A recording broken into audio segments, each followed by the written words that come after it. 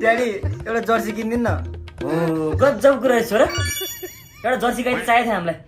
अहिले हाम्रो गाडी 2 दिन छोडिसक्यो। ए ड्याडी एउटा जर्सी त चाहियो कि, युरो कप चलिरहेछ, कोपा अमेरिका चलिरहेछ, अब वर्ल्ड कप पनि आउँछ, एउटा जर्सी त चाहियो कि ड्याडी, किनिदिनु न। के बुढा मलाई नि एउटा जर्सी किनिदेऊ न, म नि रोनाल्डोको फ्यान त हो नि। रोनाल्डोको फ्यान? रोनाल्डो कुन देशको भन्छ त?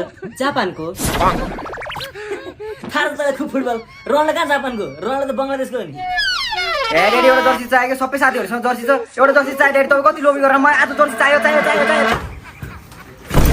निक्ले खाली जर्सी जर्सी जर्सी। म फुटबलै हेर्दिनँ खासै। अनि के हेर्छस् त? म त वर्ल्ड कप।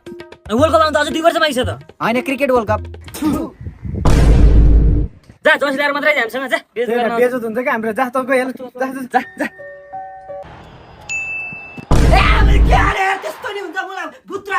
किन गराएको? त्यत्रो प्रोफेसनल हुन्छ उनीहरू, त्यत्रो प्रेसर हुन्छ नि, कहाँ तर भनेको हुन्छ? पुत्रको प्रोफेसनल त्यत्रो त अब ठुलो पोस्ट हुन्छ, त्यति गोल हान्न सकिँदैन। तँ भनेको हुन्छ भने त हान्ने देखा त।